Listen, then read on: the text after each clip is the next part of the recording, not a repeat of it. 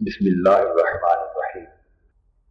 مکرم مشائخ و علماء کرام، معزز رفقاء و اراکین، محترم شرکاء و حاضرین اور عزیزان گرامی پر، اللہ رب العزت کا شکر ہے کہ اس نے اپنی توفیق خاص سے ہمیں آج ادارہ منہاج القرآن فیصل آباد کی ضلعی اور شہری تنظیمات کے زیر اہتمام شب بیداری کی ماہانہ تربیتی اور روحانی مجلس کے افتتاح اور آغاز کا شرف عطا فرمایا۔ آج اہل فیصل آباد خوش قسمت ہیں کہ وہ ایک اس نوعیت کے جلسے اجتماع یا کانفرنس میں شریک نہیں ہیں جو بالعموم مختلف مواقع کے حوالے سے منعقد ہوا کرتا ہے۔ ہر چند کے ادارہ منہاج القرآن کے تحت منعقد ہونے والے تمام اجتماعات،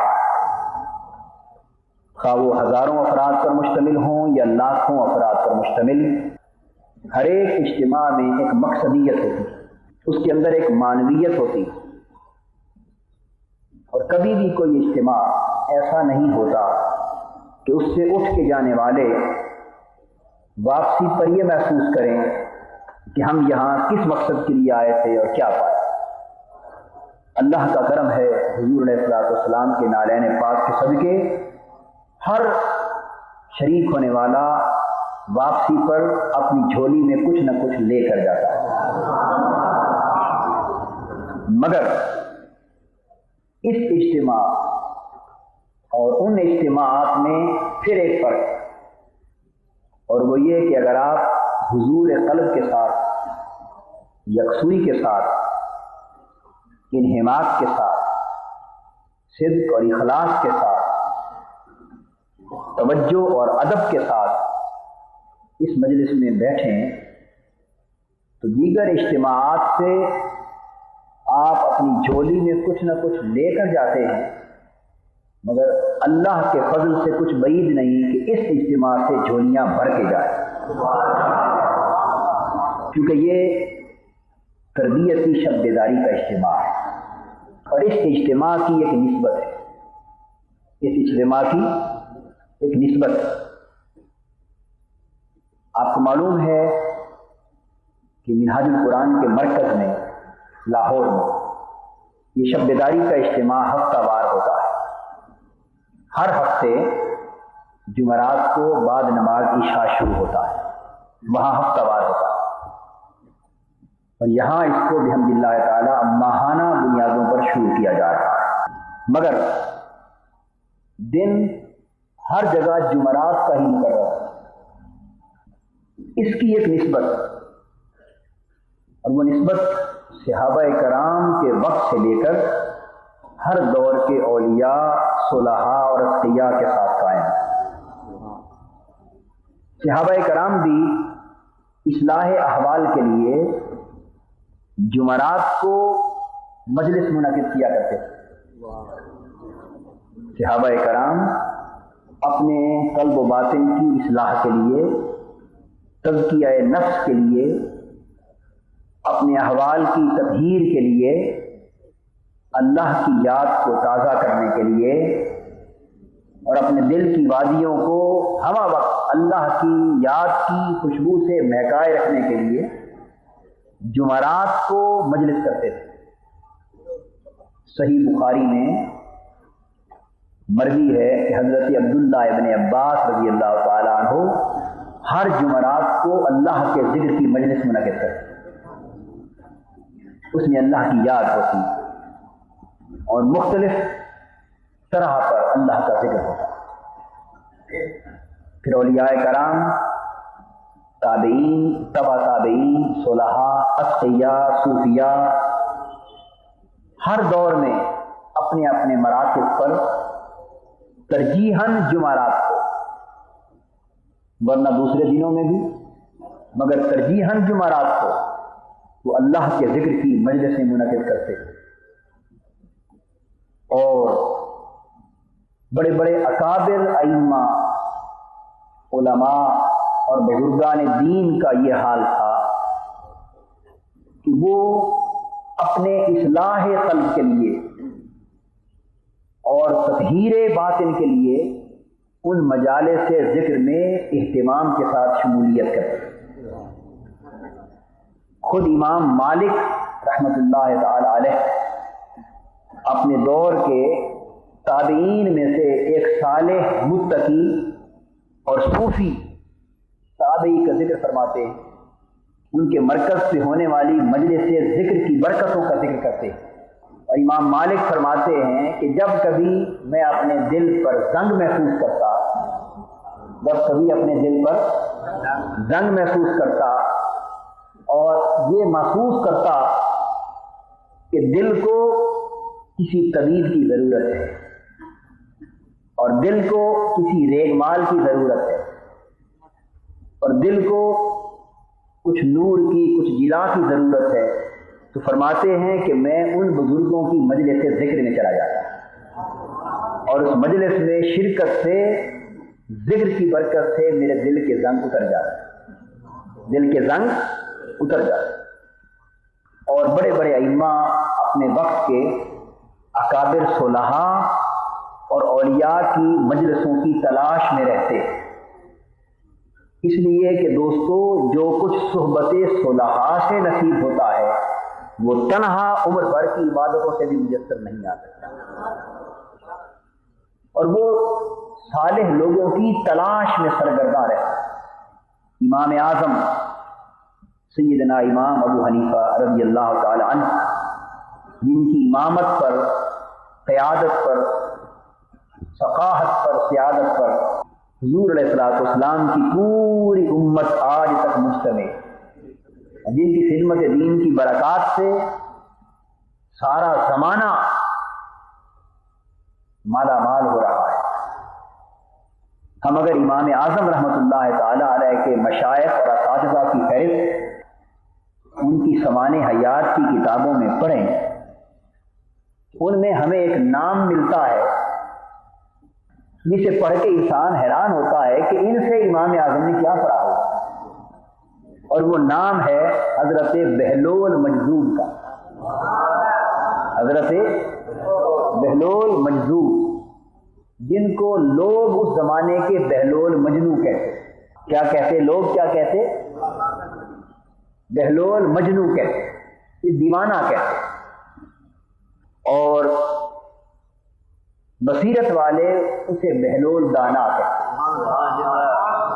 بصیرت والے دانا کہتے اور بے بصیرت دیوانہ کہتے. اب یہ تو اللہ جانتا ہے کہ دیوانگی تھی یا فرزانگی، مگر اتنی بات متحقق ہے کہ کام ان کے ایسے تھے کہ دریائے دجلہ کے کنارے بیٹھ جانا اور گیلی مٹی کے مکان بنانا اور بیچنا اور پیسوں کو دریا میں پھینک دینا.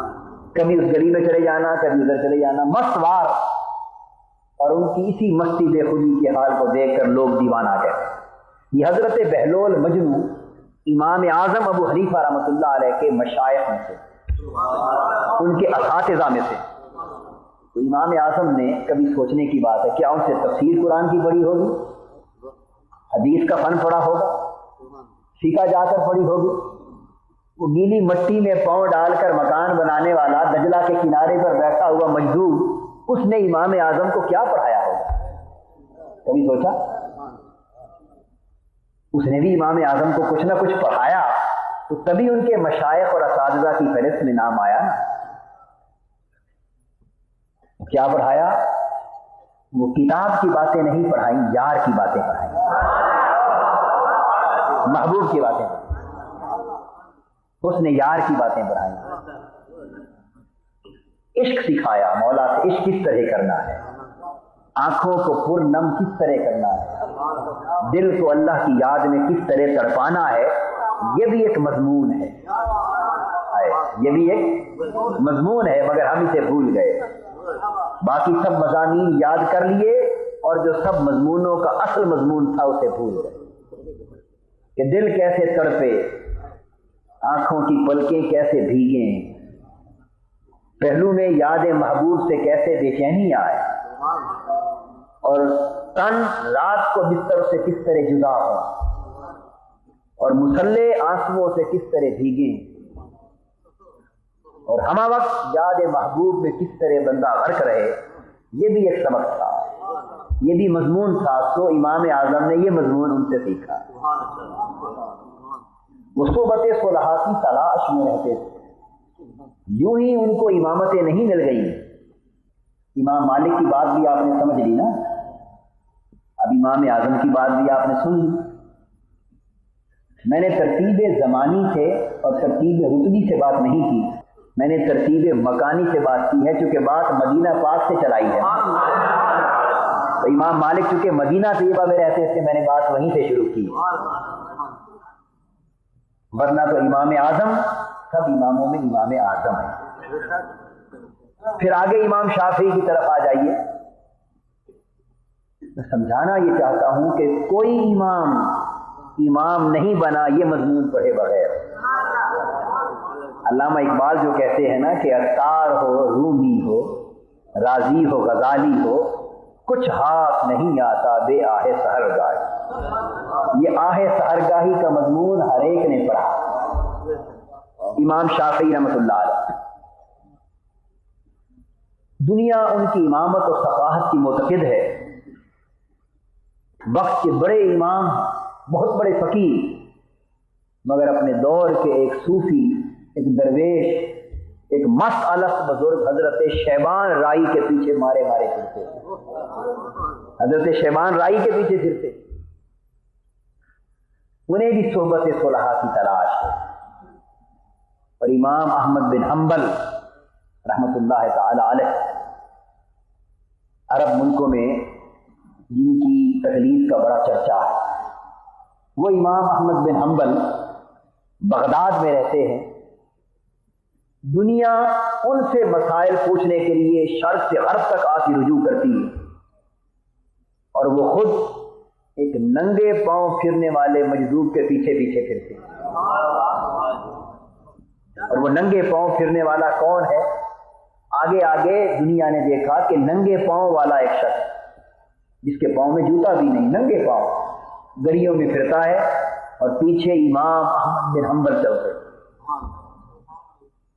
اب آپ سمجھے نا ان اماموں کا مشرف کیا ہے، اور وہ کون ہے ننگے پاؤں والا؟ اس کا نام ہے حضرت بشر حافی رحمۃ اللہ تعالی علیہ۔ جب تک وہ ننگے پاؤں سرزمین بغداد میں چلتے رہے، اس شہر کے جانور بھی اللہ کے اذن سے ادب کرتے رہے، کسی نے گوبر زمین پہ نہ کیا۔ اور ایک روز ایک شخص نے دیکھا گلی میں گوبر پڑا ہوا، اس نے کہا انا للہ و انا الیہ راجعون۔ آج زمین پر گوبر دیکھ کر اندازہ ہو گیا کہ بشر حافی اٹھ گئے، بشر حافی اٹھ گئے۔ ان کے پیچھے امام احمد بن حنبل گھوم رہے، اور معمول کیا تھا، جب کبھی تنہائی ملتی، جب کبھی ہجوم چھٹ جاتا، لوگ دور ہو جاتے اور بشر حافی تنہا رہ جاتے، تو حضرت امام احمد بن حنبل رحمۃ اللہ تعالی علیہ ان کے قریب صحبت میں جا بیٹھتے اور آہستہ سے عرض کرتے حضرت بشر حافی کو کہ حضرت کچھ اللہ کی باتیں تو سنا دیں، کچھ اللہ کی باتیں سنا دیں، ذرا اس میں ڈوب جائیے، اس جملے میں کتنی مٹھاس، ذرا آنکھیں بند کر کے سوچئے نا، محبوب کی باتیں پوچھ رہے ہیں کہ مولا کی کچھ باتیں سنا دو۔ کاش ہمیں بھی ان باتوں سے محبت ہو جائے۔ باتیں پوچھتے لوگ آئے امام احمد بن حنبل علیہ رحمت سے، عرض کرنے لگے حضرت اللہ نے آپ کو علم شریعت میں اتنا بڑا مقام عطا کیا ہے، ساری دنیا آپ سے مسائل پوچھنے آتی ہے، آپ ان سے کیا لینے جاتے ہیں؟ آپ ان کے پاس کیا جا کے پوچھتے ہیں؟ مسکرا پڑے، فرمانے لگے درست ہے، شریعت کا علم مجھے زیادہ ہے، مگر شریعت والے کا پتہ اسے زیادہ ہے۔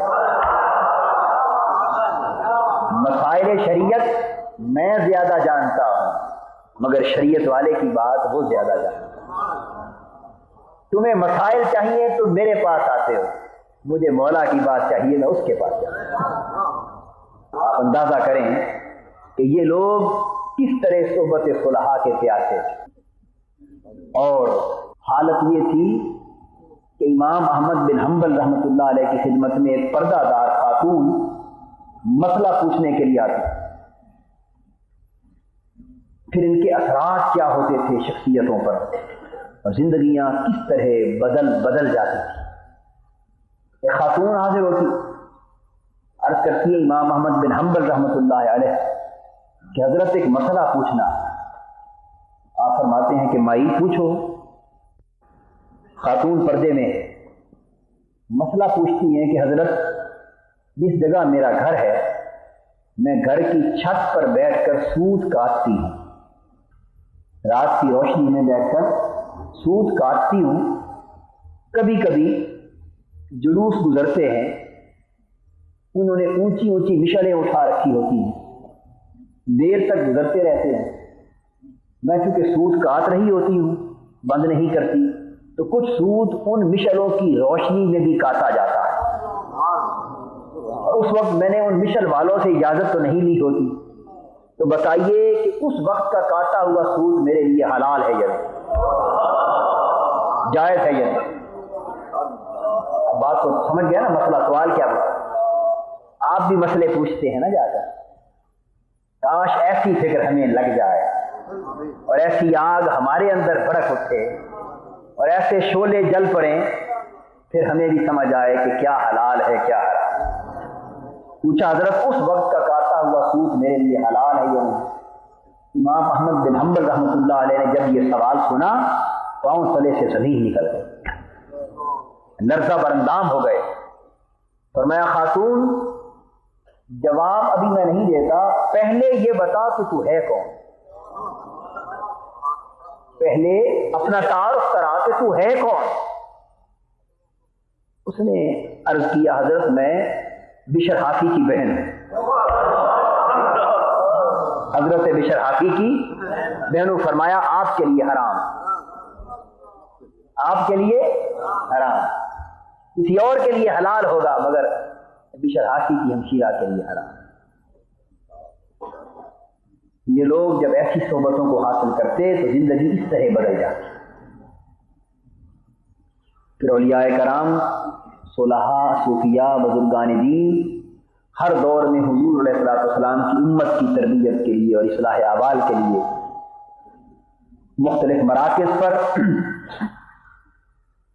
تہذیب نفس اور تزکیہ اخلاق اور تصفیہ باطن کے لیے، اصلاح قلب کے لیے، تطہیر احوال کے لیے مجلسیں کرتے، مجالس ذکر ہوتی، مجالس فکر ہوتی، مراقبے ہوتے، شب بیداریاں ہوتی، روزے ہوتے، تربیتیں ہوتی۔ اس سے من کے چشمے ہمیشہ جاری رہے۔ اب ایک عرصہ ہو چلا وہ چشمے سوکھ گئے، الا ماشاء اللہ جن مرکزوں سے سیرابیاں نصیب ہونی تھی وہاں کے حالات ظلم حالی کا شکار ہوتے،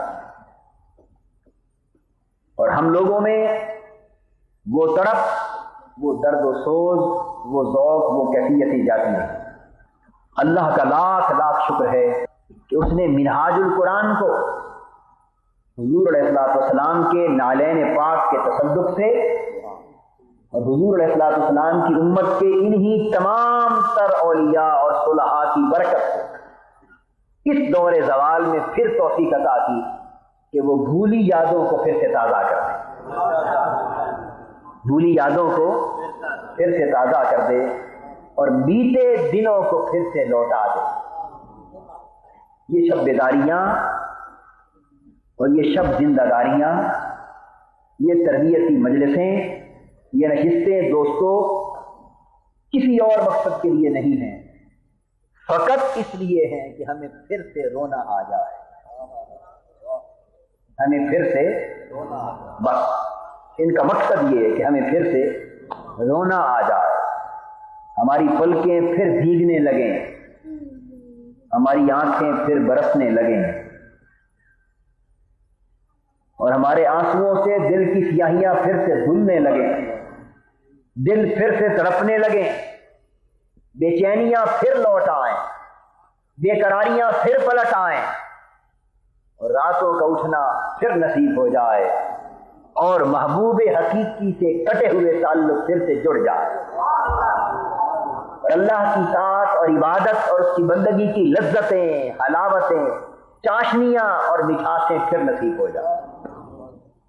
یہ ہفتہ وار شب بیداریاں یا ماہانہ شب بیداریوں کی نشستیں جو منہاج القرآن کے اس نظامت دعوت و تربیت کے تحت ایک پورے ملک میں جال کی طرح انہیں چلایا جا رہا ہے، اس کا مقصد وحید یہ ہے، اور پھر بیرون ملک یورپ اور امریکہ کی سرزمین پر بھی یہ مرکز کھولے جا رہے ہیں۔ اس کا مقصد یہ ہے کہ شرق سے غرب تک آقا دو جہاں کی فیض کی لہر پھر سے دوڑ جائے، پھر سے دوڑ جائے۔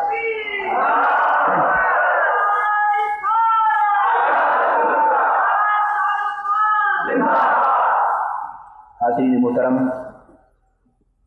حقیقت یہ ہے کہ اگر آپ مہینے میں ایک رات نکال کر، تو مشکل بات ہے، مہینے میں ایک جمعرات کو، جمعہ چھٹی کا دن ہے، ایک رات نکال کر اپنی شب بیداری کی مجلس میں آنا اور چند لمحے اپنے مولا کے لیے رو لینا، اور چند لمحے اللہ کے ذکر میں بسر کر لینا، اور چند لمحے اللہ کی یاد میں گزار کے جانا، یہ تکلیف دہ بات نہیں ہے، مگر اگر آپ اس کو اپنا معمول کر لیں تو آپ کا آنا بھی اللہ کو محبوب ہوگا، جاگنا بھی محبوب ہوگا، پلٹ کے جانا بھی محبوب ہوگا، اور خدا جانے اللہ کی کتنی رحمتیں آپ پر موسلادھار بارش کی طرح برسیں۔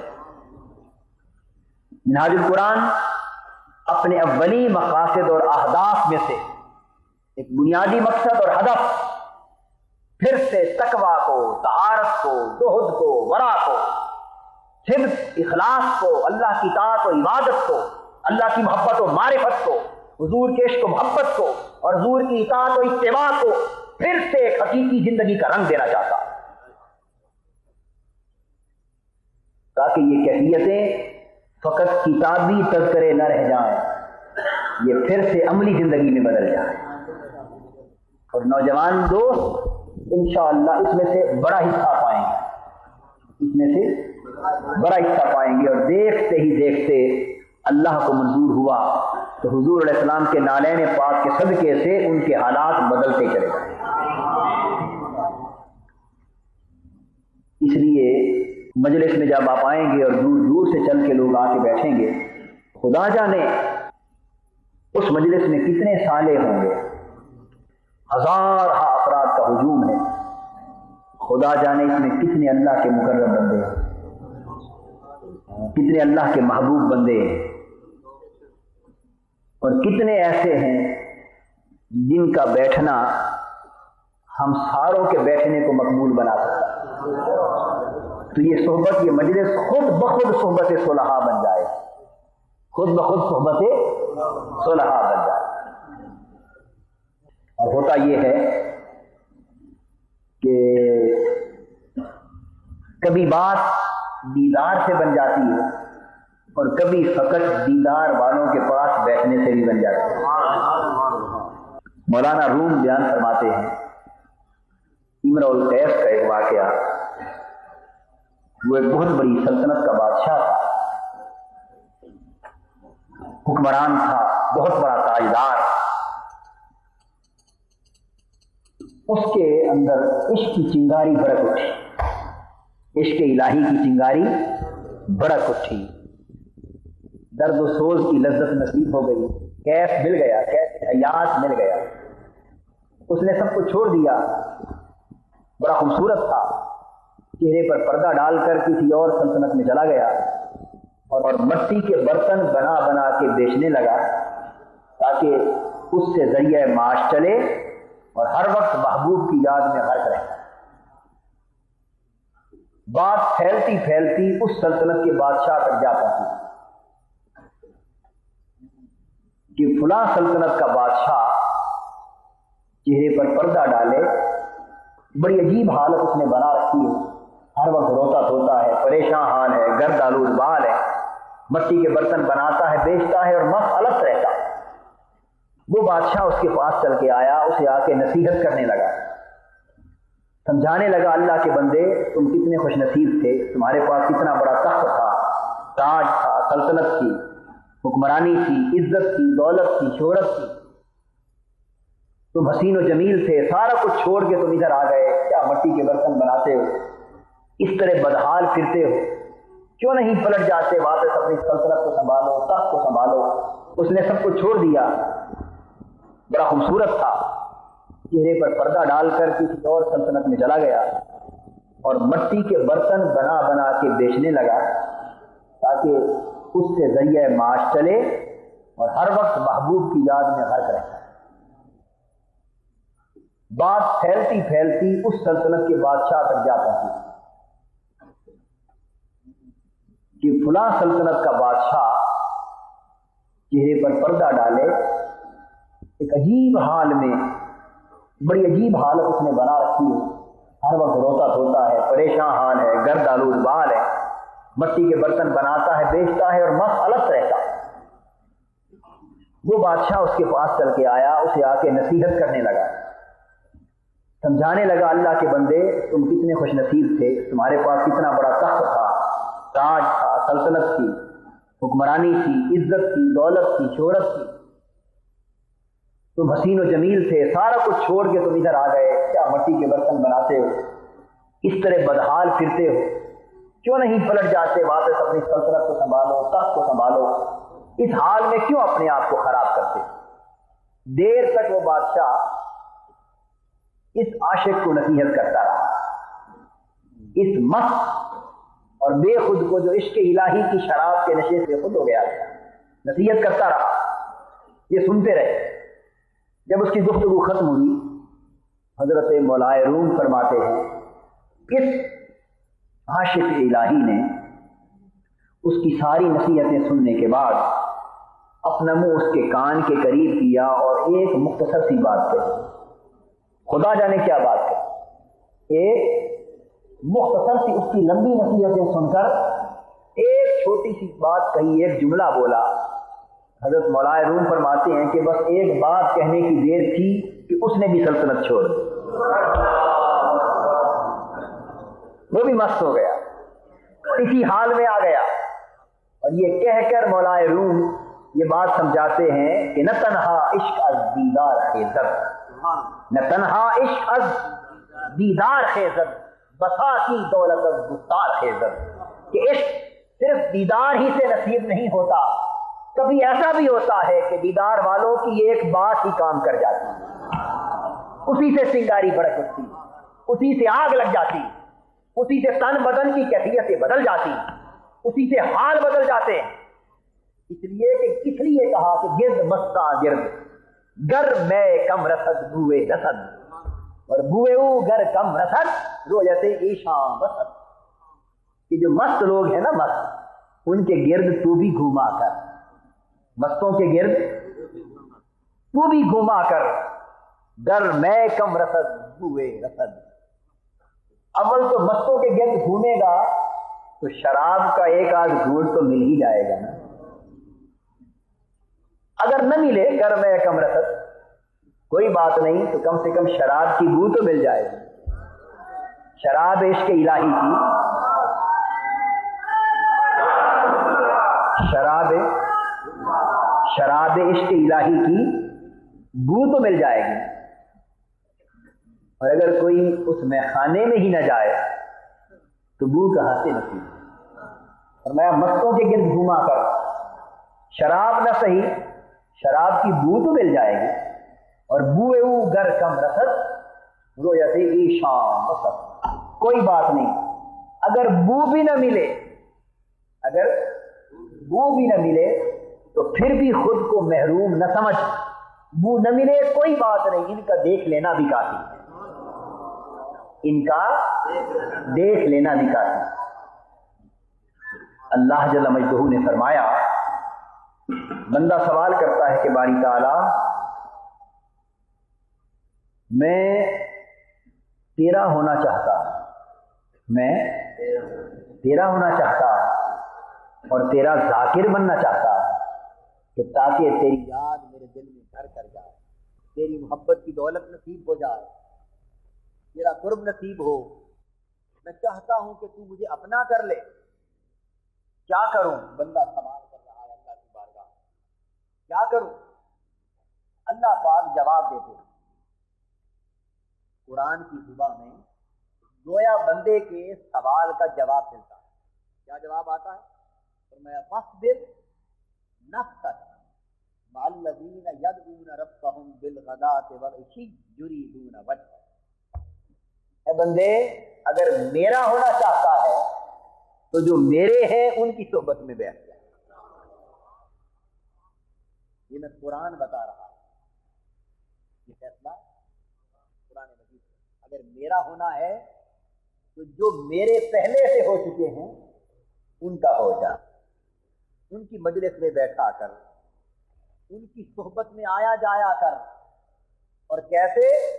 فاصبر نفسک مع الذین یدعون ربهم بالغداۃ والعشی یریدون وجہہ، جو لوگ میرے مکھڑے کے طلبگار ہیں، یریدون وجہہ، جو میرے مکھڑے کے طلبگار ہیں، میری رضا کے جویا ہے، میری رضا خوشنودی کے متلاشی، اور جنہیں سوائے میرے مکھڑے کے کسی اور شے سے غرض نہیں، اور صبح و شام میرے لیے مجھے پکارتے رہتے ہیں۔ صبح و شام مجھے، بولیے، میرے لیے پکارتے رہتے ہیں، جنت کے لیے نہیں، اجر و ثواب کے لیے نہیں، مال و دولت کے لیے نہیں، دیگر برکتوں سعادتوں کے لیے نہیں، جو صبح و شام مجھے پکارتے ہیں فقط میرے لیے، فقط میرے لیے۔ اے بندے، تو واصبر نفسک مع الذین، ان کے ساتھ جڑ جا، ان کے ساتھ جڑ جا، اپنی جان کو ان کی صحبت میں روک لے، اپنے آپ کو ان کی صحبت میں جما دے، ان کی صحبت میں ڈٹ جا، اور ان کی مجلس سے پیچھے نہ ہٹ، ان کی مجلس اور صحبت سے پیچھے، یعنی پختہ طریقے سے ان کے دامن سے نپٹ جا۔ باری تعالیٰ، میں نے تو تیرا قرب مانگا ہے، تو مجھے آگے بندوں کا راستہ دکھا دے۔ میں نے تو مانگا ہے قرب تجھ سے تیرا، تو بندوں کا راستہ دکھاتا ہے۔ اور میرا راستہ ہی یہ ہے میرے قرب کا، کہ جو میرے قریب ہیں تم ان کے قریب ہو جاؤ۔ کیوں؟ کہ میں ان کا جلیس ہوتا ہوں، میں ان کا ہم نشین ہوتا ہوں، وہ میری صحبت میں بیٹھنے والے ہیں، تو ان کی صحبت میں بیٹھ جا۔ تو فرمایا میرے بندوں کی صحبت میں جم جا، بیٹھ جا، اور نہ صرف یہاں تک بلکہ اس شعر کا آخری کلمہ کیا تھا؟ رویت ایشاں وسط، ان کا دیکھ لینا ہی کافی۔ اور یہ بات قرآن سے لی ہے، ان کی صحبت حاصل کر، ان کے گرد گھوما کر، پھرا کر، ان کی مجلس میں بیٹھا کر، تاکہ میرے عشق کی شراب کا نشہ تجھے بھی نصیب ہو۔ اور وَلَا تَعْدُ عَيْنَاكَ عَنْهُمْ تُرِيدُ زِينَةَ الْحَيَاةِ الدُّنْيَا، اور اے میرے بندے، اپنی نگاہیں ان کے چہرے پر جمائے رکھا کر۔ وَلَا تَعْدُ عَيْنَاكَ عَنْهُمْ، اپنی نگاہیں ان کی طرف سے نہ ہٹا، اپنی نظریں ان کی طرف سے نہ پھیر، تمہاری نگاہیں ان پر جمی رہیں، تمہاری نظریں ان پر ٹکی رہیں۔ ترید زینت الحیات الدنیا، اگر تیری نگاہیں میرے محبوب بندوں کی طرف سے ہٹ گئیں تو دنیا کی محبت کے گڑھوں میں جا گرے گا، تباہ ہو جائے گا۔ تو قرآن مجید نے ضابطہ یہ دے دیا کہ اگر میری محبت میں گرفتار ہونا ہے تو میرے بندوں کی طرف راغب ہو جا، اور اگر میرے بندوں کی طرف تو راغب ہو گیا تو میری محبت تیرے دل میں گھر کر لے گی، اور اگر تیری نگاہیں میرے بندوں سے ہٹ گئی تو دنیا کی محبت تیرے دل میں گھر کر لے گی۔ تو اگر طالب مولا بننا ہے تو میرے بندوں کی صحبت میں آ جا، اور اگر طالب دنیا بننا ہے تو میرے بندوں کی صحبت سے ہٹ جا۔ اور پھر فرمایا آگے، وَلَا تُطِعْ مَنْ أَغْفَلْنَا قَلْبَهُ عَنْ ذِكْرِنَا، جن کے دل ہمارے ذکر سے غافل ہو چکے ہیں، جن کے دل ہماری یاد سے غافل ہو چکے ہیں ان کے پیچھے نہ پھرا کر، ان کے پیچھے نہ پھرا کر، ان کی پیروی نہ کر، ان کے پیچھے نہ جا، جس کا واضح مطلب یہ ہوا کہ جن کے دل غافل ہیں ان کے پیچھے نہ جا، اور جن کے دل ذاکر ہیں ان کے پیچھے جا، جن کے دل ذاکر ہیں ان کے پیچھے۔ تو دوستو یہ تو حکم قرآن ہے، اور اللہ کے ذکر والے دلوں کی طرح ان محفلوں میں آئیں، ان مجلسوں میں بیٹھیں، تاکہ ان مجلسوں میں ذکر کی برکت سے ہمیں بھی اس ذکر الہی کی لذت نصیب ہو جائے۔ حدیث پاک میں ہے، صحیح بخاری کتاب التوحید میں حضور علیہ السلام نے فرمایا کہ اللہ جل مجدہ نے ارشاد فرمایا، انا عند ظن عبدی بی وانا معه اذا ذکرنی فان ذکرنی فی نفسه ذکرته فی نفسی وان ذکرنی فی ملأ ذکرته فی ملأ خیر منه وان تقرب الی شبرا تقربت الیہ ذراعا وَإِن تَقَرَّبَ إِلَيَّ ذِرَاعًا تَقَرَّبْتُ إِلَيْهِ بَاعًا وَإِنْ أَتَانِي يَمْشِي أَتَيْتُهُ هَرُولَةً۔ اللہ پاک نے فرمایا انا عند ظن عبدی بی، اللہ پاک فرما رہا ہے ہمیں کہ میں اپنے بندے کے ساتھ اسی طرح ہوتا ہوں جس طرح وہ مجھ سے گمان کرتا ہوں، اپنے بندے کے ساتھ اسی طرح ہو جاتا ہوں اور وہی معاملہ کرتا ہوں جس کا وہ میرے ساتھ گمان کرتا ہے، امید کرتا ہے۔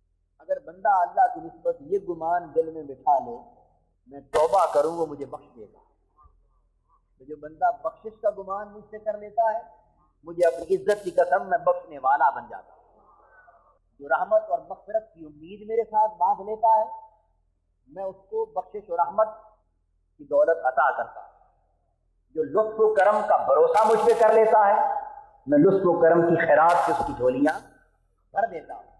تو جو جتنے نیک گمان میرا بندہ مجھ سے کرتا چلا جاتا ہے میں اسی طرح معاملہ اس کے ساتھ کرتا چلا جاتا ہوں اور اسے مایوس نہیں کرتا، اسے مایوس نہیں کرتا۔ اور اس کے برعکس اگر وہ مجھ سے مایوس ہو جائے اور سوچے کہ میری بخشش نہیں ہوگی، مغفرت نہیں ہوگی، میری توبہ قبول نہیں ہوگی، تو جیسا گمان وہ مجھ سے کر لے تو اس کے ساتھ اسی طرح ہو جاتا ہوں۔ تو مانگنے والوں کو دینے والا بن جاتا ہوں اور نہ مانگنے والے سے میں بھی ہاتھ روک لیتا ہوں۔ اتنا غوث العظم رضی اللہ تعالیٰ عنہ فرماتے ہیں ایک بندہ جب نماز پڑھتا ہے اور نماز مکمل کر لیتا ہے اللہ پاک کی رحمت انتظار کرتی ہے، دیکھتی ہے کہ اب مجھ سے مانگے گا اور جو مانگے اسے عطا کرو، لیکن وہ شخص اللہ سے دعا نہیں کرتا، مانگتا نہیں، اور نماز پڑھ کے اس کے بعد اللہ سے دعا کیے بغیر مانگے بغیر چلا جاتا۔ اللہ کی رحمت اور اس کی بخشش اس بندے کو پیچھے سے تکتی رہتی ہے کہ شاید اب اسے حیا آ جائے اور اب رک کر مجھ سے مانگ لے، شاید اب حیا آ جائے، اب رک کر مانگ لے۔ اللہ کی رحمت پیچھے سے تکتی رہتی ہے حتیٰ کہ وہ شخص مسجد کے دروازے سے باہر نکل جاتا ہے۔ جب نکل جاتا ہے مسجد کے دروازے سے اس وقت رحمت الہی اسے آواز دیتی ہے، فرماتی ہے اللہ سے نہ مانگنے والے اور اللہ سے مانگنے کو اپنی حقیقت سمجھنے والے اور اس سے دعا سے خود کو بے نیاز کر لینے والے، آجا بات سن، اگر تجھے رب سے مانگنے کی ضرورت نہیں تو رب کو تیری عبادت کی ضرورت نہیں۔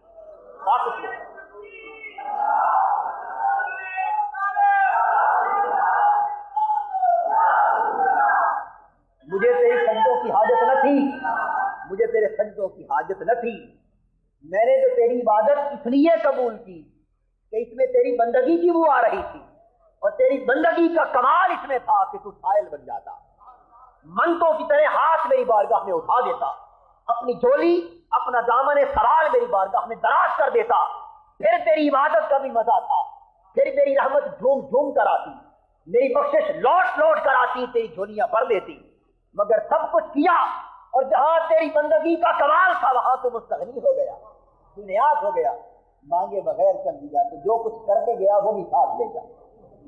حاضرین محترم، عرض یہ کر رہا تھا کہ اللہ پاک یہ فرماتا ہے کہ بندہ جیسا میرے ساتھ گمان کرتا ہے میں اس کے ساتھ ویسا ہو جاتا ہوں۔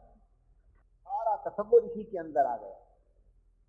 اگر اس حدیث قدسی کے پہلے جملے کا اور تربیتی نشستوں میں خطابات میں گفتگو کرتے ہیں تو ہماری گفتگو کا زور ہمیشہ زیادہ رحمت کے پہلو پر ہوتا ہے، خواہ اللہ کی رحمت ہو خواہ مصطفیٰ کی رحمت ہو۔ ہمارے بیان میں زیادہ زور رحمت کی طرف ہوتا ہے، حضور علیہ السلام کی شفاعت کی طرف ہوتا ہے، کرم نوازیوں کی طرف ہوتا ہے۔ اور بے شک ایمان خوف اور رجا کے درمیان ایک کیفیت ہے، خوف اور امید کے درمیان کیفیت ہے، مگر ہم اپنے اعتقاد کا پلڑا زیادہ امید کی طرف جھکائے رکھتے ہیں، دوزخ کی بات ذرا کم کرتے ہیں، اس لیے عدل کی طرف کم بیان کرتے ہیں، زیادہ بات فضل کی کرتے ہیں، زیادہ بات اس لیے کرتے ہیں کہ اس کا وعدہ ہے کہ جیسا گمان کرو گے ویسا پالو، جیسا گمان کرو گے ویسا والو۔ ہم ڈرتے ہیں باری تعالیٰ ہم تیرے عدل کے قابل نہیں، تیرے عدل کے، اس لیے ہم عدل کی بات ہی نہیں کرتے، ہم تو فضل کے امیدوار ہیں، فضل کی بات کرتے ہیں تو بھی فضل والا معاملہ کرنا، تو بھی فضل والا معاملہ کرنا۔ تو دھیان چونکہ ادھر رہتا ہے، گمان ادھر رہتا ہے، تو امید ہے کہ اللہ بھی یہی معاملہ کرنا۔ یہ آپ کو منہاج القرآن کا جو تصور دعوت ہے، تصور دعوت ہے، اس کی حکمت عرض کر دی ہے کہ یہ محبت کی بات زیادہ کیوں کرتے ہیں، رحمت کی بات زیادہ کیوں کرتے ہیں، اور وحشت کی ڈرانے دھمکانے کی بات کم کرتے ہیں، اتنی کم کہ نہ ہونے کے برابر، تاکہ رب یہ دیکھے کہ یہ بندہ ہو کر میری رحمت کا اتنا گمان کیے بیٹھا ہے تو میں رب ہوں، میں کیوں نہ ایسا معاملہ کروں۔ اس کا وعدہ ہے انا عند ظن عبدی بی، جیسا گمان کرو گے ویسا پالو۔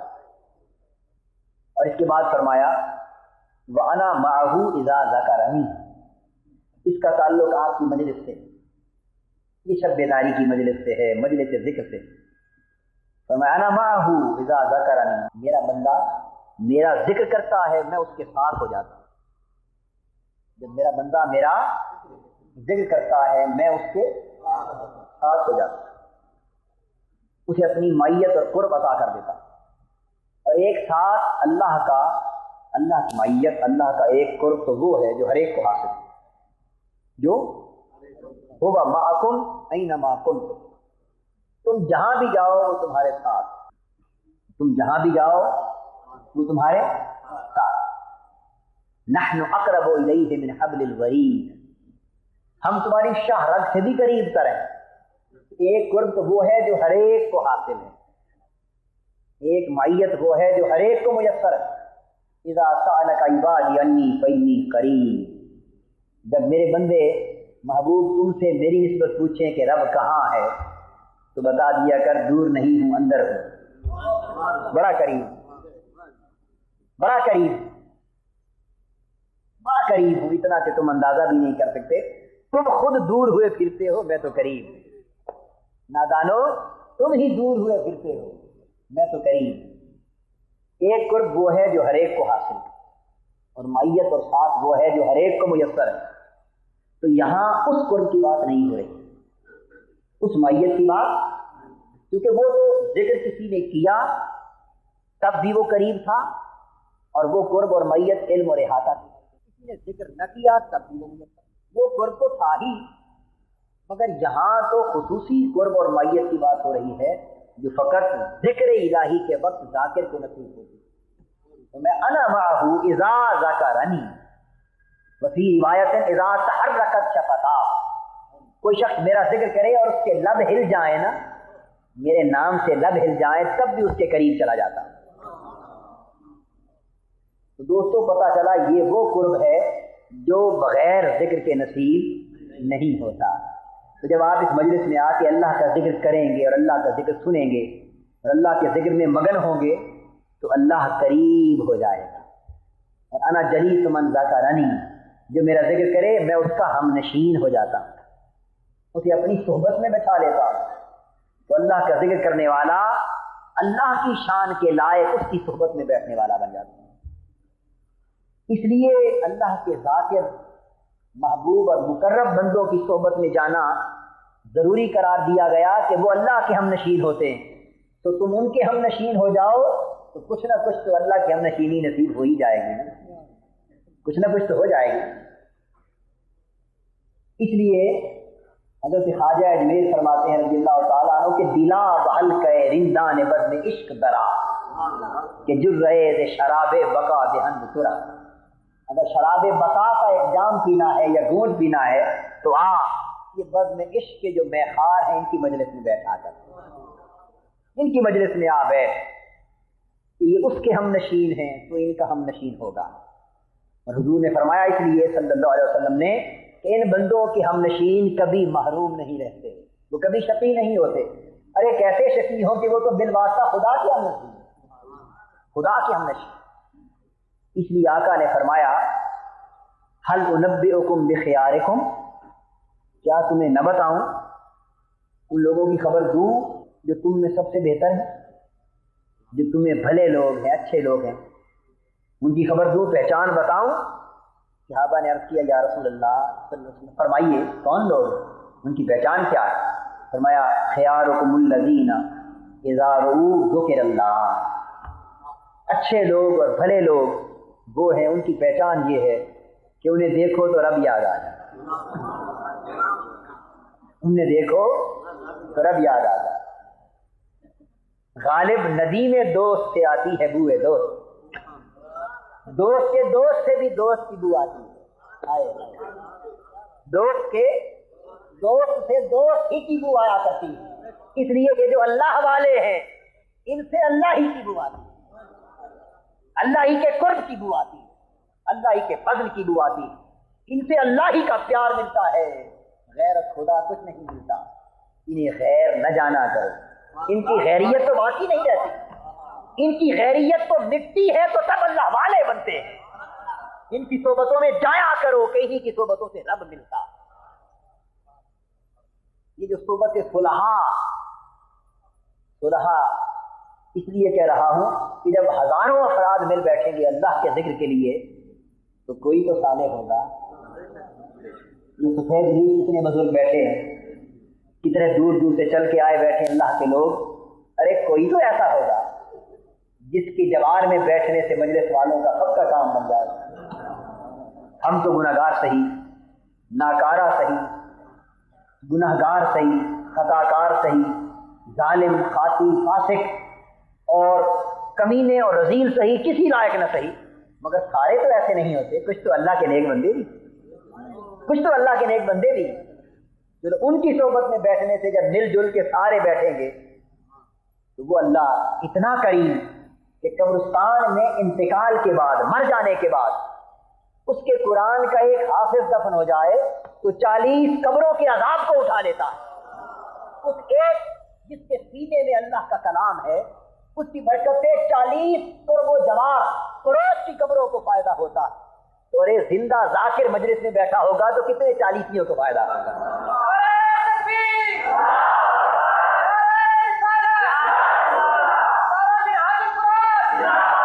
حاضرین محترم، تو فرمایا کہ جب بندہ میرا ذکر کرتا ہے تو اور اگر کوئی بات بھی سمجھ میں نہ آئے تو اتنی بات تو سمجھ میں آتی ہے نا سبھی سے کچھ سے کہ جو بھی ذکر کرے گا اللہ اس کا ہم نشین ہو جائے گا. اپنی رحمت کی شان سے، اپنی اجابت کی شان سے، اپنی قبولیت کی شان سے، رحمت کی شان سے، ہدایت کی شان سے، عنایت کی شان سے ہم نشین ہو جاتا ہے. تو اگر 1000 آدمی اللہ کا ذکر کر رہا ہو، ارے 500 آدمی اللہ کا ذکر کر رہا ہو تو ہر شخص کا ہم نشین اللہ ہوا. تو اگر 1000 اللہ کے ذکر کی مجلس میں بیٹھے تو 1000 کے 1000 کے ساتھ اللہ بیٹھا. ایسی مجلس کبھی محرومی کا شکار ہو سکتی ہے؟ یہ جو منہاج القرآن کے تحت شب بیداریوں کی مجلس کا آغاز ہو رہا ہے دوستو، اس کی برکتیں ہی برکتیں ہیں. اس میں بیٹھنا لازم کرنا. اور پھر اللہ جل مجدہ نے فرمایا وَإِن ذَكَرَنِي فِي نَفْسِهِ ذَكَرْتُهُ فِي نَفْسِهِ. اب اس پہلے جملے کی تائید فرما رہا ہے. فرمایا نا کہ بندہ جیسا معاملہ میرے ساتھ کرے میں ویسا ہی معاملہ اس کے ساتھ رکھتا ہوں. اب اس کی تفصیل بیان فرما رہا ہے. تفصیل کیا بیان فرمائی؟ وَإِن ذَكَرَنِي فِي نَفْسِهِ ذَكَرْتُهُ فِي نَفْسِهِ. اگر بندہ تنہا میرا ذکر کرے تو میں بھی تنہا اس کا ذکر کرتا ہوں. اگر بندہ تنہا میرا ذکر کرے اکیلا بیٹھ کر آہستہ آہستہ دل میں کرے اللہ. اب ذرا کہیے نا دل سے، درد کے ساتھ، ایسے نہیں، ایک درد کے ساتھ اللہ، درد کے ساتھ اللہ. اگر بندہ اس طرح تنہا مجھے یاد کرے تو میں ذکر تو بھی نفسی، تو میں بھی دل میں اسے یاد کرتا. اللہ دل سے تو پاک ہے نا. مطلب یہ ہے کہ جو شان تنہائی کی اس کے لائق ہے تو میں بھی اس کا اس طرح ذکر کرتا ہوں کہ میرے سوا کوئی اور نہیں جانتا. اگر بندہ تنہا مجھے پکارے کہے میرے اللہ ذکرتہ فی نفسی، تو جواب میں اللہ کیا کہتا ہے؟ جی میرے بندے. قربان جائیں اس مولا پر، اس کے کتنے کرم. بندہ اگر ایک بار کہے نا کہ میرے اللہ، وہ ہر بار جواب میں کہتا ہے جی میرے بندے. بندہ پھر کہتا ہے اللہ، وہ پھر جواب دیتا ہے بول میرے بندے. تو بندہ اگر 1000 بار کہے اللہ، وہ 1000 بار کہتا ہے جی میرے بندے. اگر جتنی دیر یہ سلسلہ، یہ تانا بانا قائم رہے، ادھر سے اللہ اللہ ہوتا رہے، ادھر سے ابدی ابدی ہوتا رہے، اندازہ کر لیں پھر رحمتوں کا عالم کیا ہوگا، شفقتوں کا عالم کیا ہوگا. بول میرے بندے کیا چاہتا ہے، کیا مانگتا ہے. اور وہ اگر یہ کہہ دے کہ میرے اللہ اور کچھ نہیں، تجھ سے تجھ ہی کو مانگتا، تجھ سے تجھ ہی کو مانگتا ہوں، فقط تجھ ہی کو چاہتا ہوں، تو جواب دیتا ہے بندے مجھے میری عزت کی قسم میں تیرا ہو گئے، میں تیرا ہو. ذکرتہ فی نفسی، تو جس طرح مجھے وہ پکارے میں اسی طرح اسے یاد کرتا ہوں. وَإِن ذَكَرَنِي فِي مَلَئٍ ذَكَرْتُهُ فِي مَلَئٍ خَيْرٍ مِّنْهُ.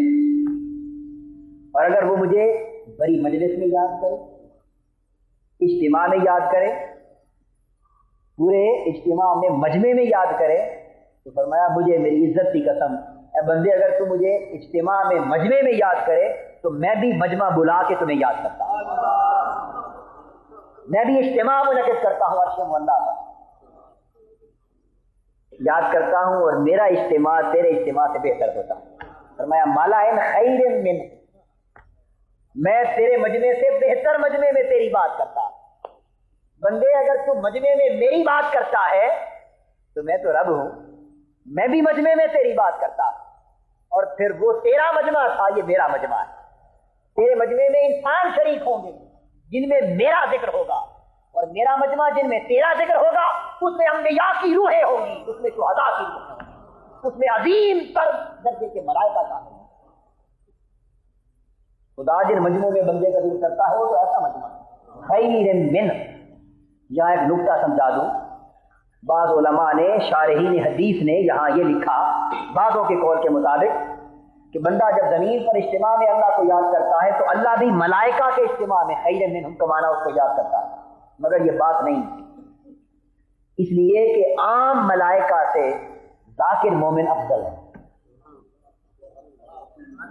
بات ہو رہی ہے ذکر کرنے والے بندوں کی، بات ہو رہی ہے اللہ کا ذکر کرنے والے مجمع کی، اور اللہ کا ذکر کرنے والے بندے عام ملائکہ سے افضل ہیں.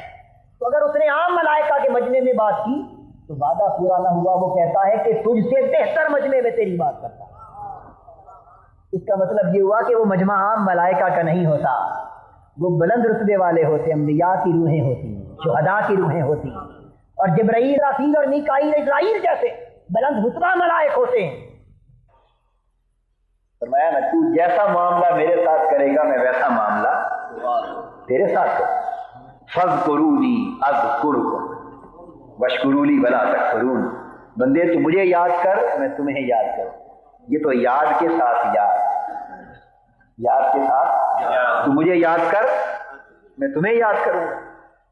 اور یہاں یہ بھی ذہن نشین فرما لیں کہ بندہ جب اللہ کو یاد کرتا ہے تو یہ بندے کا عمل ہے. بندہ جب اللہ کو یاد کرتا ہے تو یہ بندے کا عمل ہے، اور اللہ جب بندے کو یاد کرتا ہے تو یہ اس عمل کی جزا ہے. عمل کی، اور اللہ پاک 2 مرتبہ جزا عطا کرتا ہے. ایک تو جب اس نے اللہ کو یاد کیا اسی وقت اس نے بھی یاد کیا،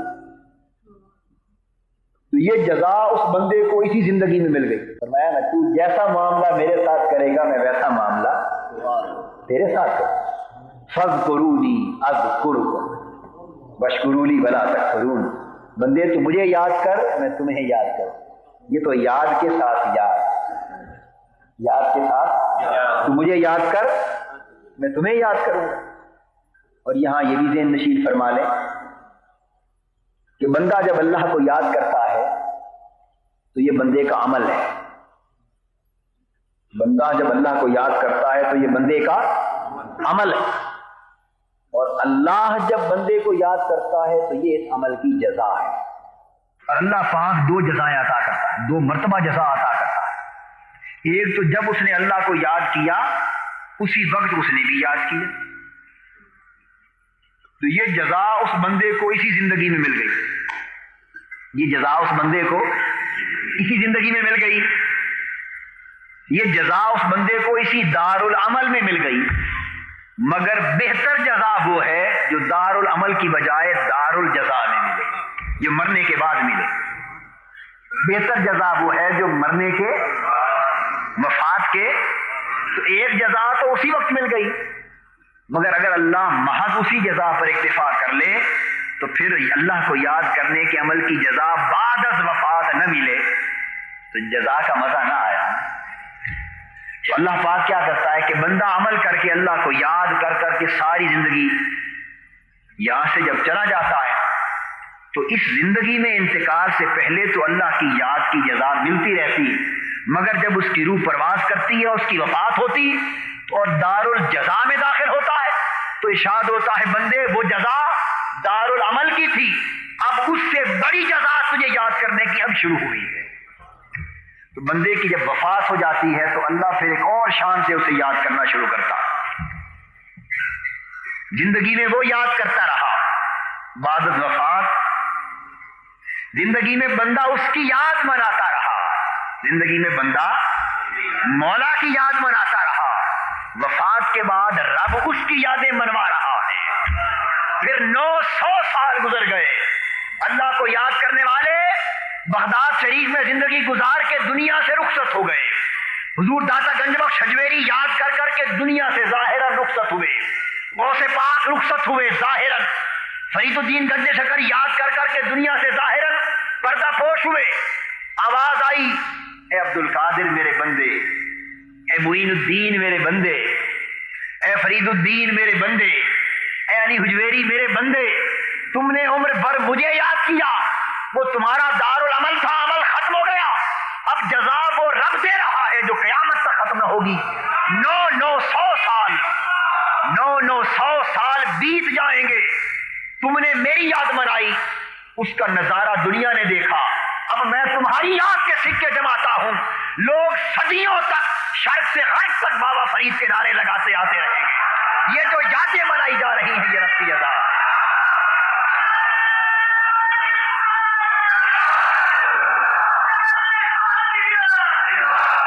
یہ جو اب صدیاں بیت گئیں مگر یادیں منائی جا رہی ہیں، اور شرق سے غرب تک اللہ کے بندے اللہ کے بندوں کی طرف کھینچے چلے آ رہے ہیں. اور ایک شور بپا ہے، غل بپا ہے داتا گنج بخش کے نام کا، سرکار غوث العظم کے نام کا، حضرت بابا فرید کے نام کا، حضرت شیخ الحدیث کے نام کا. ارے یہ جو شور و غل بپا ہے خدا کی قسم سمجھ لیجئے اس میں آپ میں یا ہمارے کسی شخص کے بندے کا دخل نہیں ہے، یہ اسی بندے اور اس کے مولا کا معاملہ ہے. وہ اسے یاد کرتا رہا، اب وفات کے بعد وہ اس کی یاد کا بدلہ دے رہا ہے، اس کی یاد کا بدلہ دے رہا ہے. یہ تو اس کی یاد ہے جو اوپر سے آئی ہے، جو کیونکہ حدیث پاک میں ہے، یہاں تک فرمایا کہ جو شخص ایک ہاتھ میری طرف بڑھ کے آتا ہے،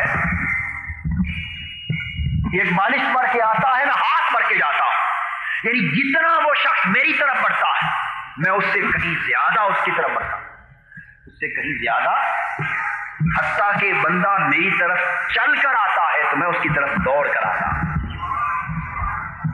بندہ میری طرف چل کر آتا ہے تو میں اس کی طرف دوڑ کر آتا ہوں۔ میں یہ عرض کر رہا تھا کہ جب وہ یاد مناتا ہے بندے کی، اس کا ذکر حضرت شیخ الحدیث صاحب اپنے خطاب میں بیان کر رہے تھے، وہ حدیث پاک صحیح بخاری میں بھی ہے، مسلم میں بھی ہے، متفق علیہ حدیث، حضرت ابو ہریرہ رضی اللہ تعالیٰ عنہ راوی، اللہ اس طرح بندے کی یاد آسمان سے اتارتا ہے، پھر اسے مٹایا نہیں جا سکتا۔ حدیث پاک میں ہے، حضور علیہ السلام نے فرمایا، ان اللہ اذا حب عبدا دعا جبریل وقال انی احب فلانا فاحبہ، اللہ پاک کو جب کسی بندے سے محبت ہو جائے، اللہ کو جب کسی بندے سے محبت ہو جائے، تو یہ بات ذہن میں رکھ لیں کہ صرف بندوں کو ہی نہیں اللہ سے محبت ہوتی، صرف بندوں کو ہی اللہ سے محبت نہیں ہوتی، وہ بھی ایسا کرتا ہے، وہ بھی بندوں سے محبت کرتا ہے، بندوں سے محبت کرتا ہے۔ قرآن گواہ ہے، قل ان کنتم تحبون اللہ فاتبعونی یحببکم اللہ، تم میرے محبوب کے غلام بن کر تو دیکھو، میں تم سے محبت کرنے لگوں گا۔ تو اللہ کو بھی بندوں سے محبت ہوتی، اللہ پاک طہارت والوں سے محبت کرتا ہے، یحبہم ویحبونہ، وہ بندوں سے محبت کرتا ہے اور بندے اس سے محبت کرتے ہیں۔ تو قرآن سے ثابت ہو گیا نا کہ محبت صرف بندوں کو ہی اللہ سے نہیں ہوتی، بلکہ اللہ کو بھی بعض بندوں سے محبت ہوتی ہے۔ تو تین طبقے ہو گئے نا، کتنے؟ کچھ طبقے ہوئے جو غافل، کچھ طبقے ہوئے جو غافل ہیں رب کی محبت سے، کچھ وہ ہوئے جو اللہ سے محبت کرنے والے ہیں، محب ہیں، کچھ ہوئے جو غافل ہیں، کچھ وہ ہوئے جو اللہ کے محب ہیں، اور تیسری قسم ان بندوں کی جو اللہ کے محبوب ہیں، اور ہر ایک سے معاملہ جدا جدا ہے، غافلوں سے معاملہ اور ہے، محبوں سے معاملہ اور ہے، محبوبوں سے معاملہ اور ہے، محبوبوں سے معاملہ، آپ کی عقل سلیم اس بات کو تسلیم نہیں کرتی، غافلوں سے معاملہ اور ہے، محبت کرنے والوں سے معاملہ اور محبوبوں سے معاملہ، محبوبوں سے اور ہے۔ حضرت سلطان العارفین رحمۃ اللہ علیہ اس لیے فرماتے ہیں کہ کئی جاگن تے کئی جاگ نہ جانن تے کئی جاگدیاں بھی ستے ہوئے، کئی جاگدیاں بھی ستے ہوئے تے کنہاں نوں رب ستیاں ملیا تے کئی جاگدے بھی گئے مٹھے ہوئے۔ 5 قسمیں ہیں، کئی جاگتے ہیں بس فقط جاگتے، کئی وہ ہیں جنہیں جاگنا بھی نہیں آتا، اور کچھ وہ ہیں جو جاگتے ہیں اور جاگ کر بھی سوئے رہتے، جن کا جاگنا بھی سونا ہے، اور کئی وہ ہیں جو سوتے ہیں اور سوتے ہوئے بھی رب مل جاتا ہے۔ یہ محبوب لوگ ہیں، یہ کون ہیں؟ محبوب لوگ ہیں جنہیں سوتے ہوئے بھی وہ مل جاتا ہے، اور محبوبوں کی شان بھی یہی ہوتی ہے، محبوبوں کی شان بھی یہی ہوتی ہے، ان سوتے ہوئے کو بلایا جاتا ہے، سوئے کو بلایا جاتا ہے، کیا محبوب آج تیرے لیے عرش سجایا گیا ہے، محبوب آج تیرے لیے لامقام منتظر ہے۔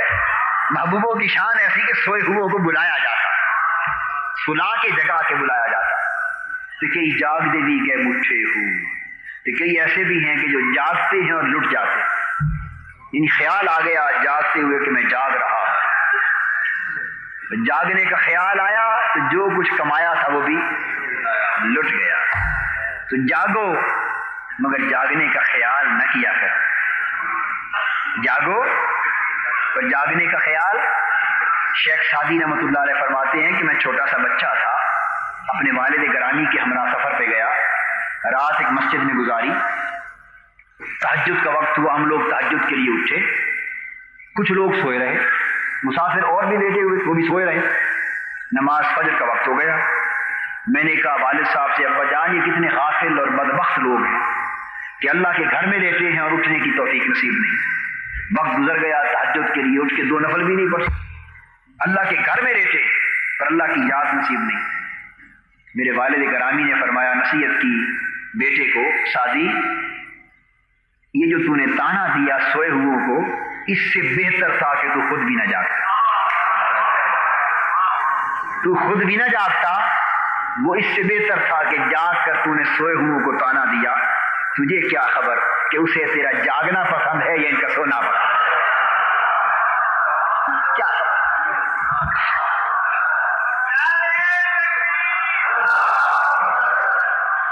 تجھے کیا خبر کہ اسے تیرا جاگنا پسند ہے یا ان کا سونا پسند ہے؟ سو اپنے جاگنے پر نظر نہ کرو، کسی کے سونے پر نظر نہ کرو، بس اٹھو اپنا کام کرتے جاؤ، ویلی نہ بو کچھ کر دی رہو، خالی بانڈا بھر دی رہو، اپنا بانڈا بھر، اپنے بانڈے سے غرض رکھ، اسی میں یاد الہی کا پانی بھر، اپنے حال میں مست رہ، کسی کو کیوں چھیڑتا ہے؟ خدا جانے اس کا حال تجھ سے بہتر ہو۔ اب بات کو سمجھ گیا نا؟ تو میں یہ عرض کر رہا تھا کہ اللہ پاک کو جس بندے سے محبت ہو جائے تو وہ کیا کرتا ہے، اس کی محبت کے رنگ بھی نرالے، اس کی محبت کے رنگ بھی۔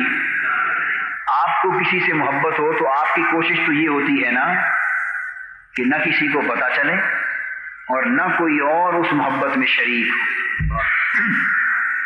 یہی شرطیں ہیں نا، نہ کسی کو پتہ چلے اور نہ کوئی اور اس محبت میں، یعنی محبوب نویکلا تنہا یکتا میرا ہی محبوب ہو، کوئی اور اس سے محبت نہ کرے، کوئی کرے تو وہ آپ کا رقیب بن جاتا ہے، آپ کو ایک آنکھ بھی نہیں پاتا، کوئی اور اس سے محبت کرے تو آپ کو ایک آنکھ بھی نہیں پاتا، مگر یہ ہماری محبت ہے ناقصوں کی، اور وہ اس کامل تر کی محبت ہے، اس کا نظام جدا ہے۔ مجھ سے جب کسی بندے سے محبت ہو جائے تو وہ چاہتا ہے ہر کسی کو پتہ چلے، وہ چاہتا ہر کسی کو پتہ چلے، ایک بات، اور دوسری بات چاہتا ہے کہ ہر کوئی اس سے محبت کرے، ہر کوئی میری محبت میں شریک بن جائے۔ ویسے کسی کو شریک بننے کی اجازت نہیں ہے، منع کر رکھا ہے شرک، ویسے کسی کو اپنے کسی فعل میں شریک بننے کی اجازت نہیں ہے، مگر اپنے ولیوں دوستوں کی محبت میں کہتا ہے سب شریک بن جاؤ، سب شریک بن جاؤ، اس میں سب کو اجازت ہے، اس میں خوب شریک بنو، خوب شریک بنو۔ یہ ولیوں کا معاملہ ہے، میرے محبوبوں کی بات، میرے بندوں کی بات، اس میں آؤ میرے شریک بن جاؤ۔ تو کیا فرماتا ہے؟ دعا جبریل، جبرائیل امین کو آواز دیتے، فرماتے جبرائیل آ ذرا ایک بات سن۔ جبرائیل امین حاضر ہوتے ہیں، عرض کرتے ہیں باری تعالیٰ کیا حکم ہے؟ اللہ پاک فرماتے ہیں انی احب فلانا، تو جانتا ہے اس شخص کو؟ اس نام کا ایک شخص ہے، فلاں شہر میں، فلاں گاؤں، فلاں قریہ، فلاں گلی، فلاں جگہ رہتا ہے، جانتا ہے اس؟ رب کریم جانتا ہوں۔ اس کے لیے کیا حکم ہے؟ اب جبرائیل امین تو پہلے نہیں نا پتا کہ کیا روح قبض کرنے کے لیے بلایا ہے یا کس حکم کے لیے بلایا ہے، فرماتا جانتا ہوں۔ عرض کیا، فرمایا انی احب فلانا، مجھے اس سے محبت ہو گئی۔ راز اگلا جا رہا ہے، راز محبت اگلا جا رہا ہے، بتایا جا رہا ہے کہ مجھے اس بندے سے محبت ہو گئی ہے، قربان جائیں تیری محبت پر۔ جبرائیل امین پوچھتے ہیں باری تعالیٰ پھر میرے لیے کیا حکم ہے؟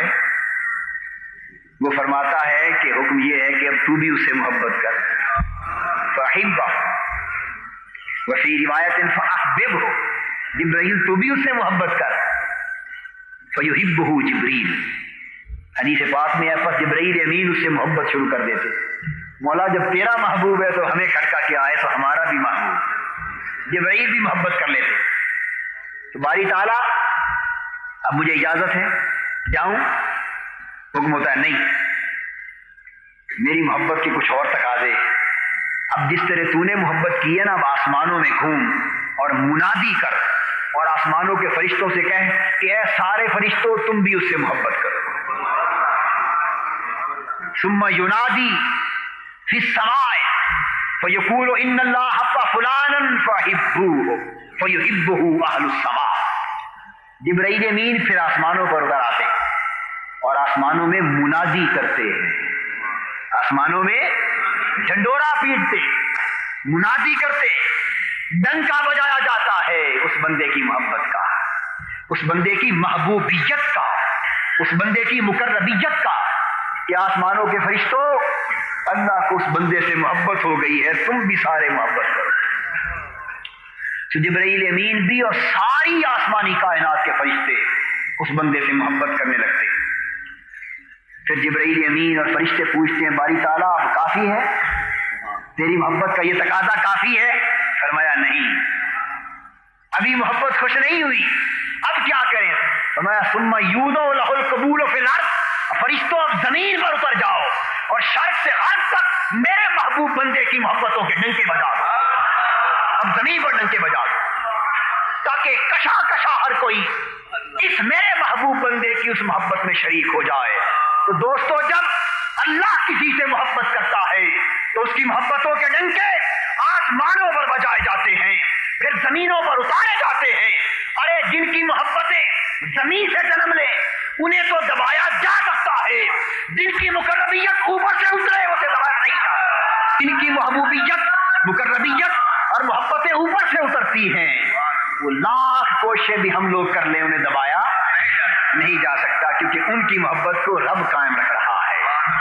اس لیے صدیوں گزر جاتی ہیں اور اللہ کے محبوب بندے زیر زمین دفن ہوتے ہیں.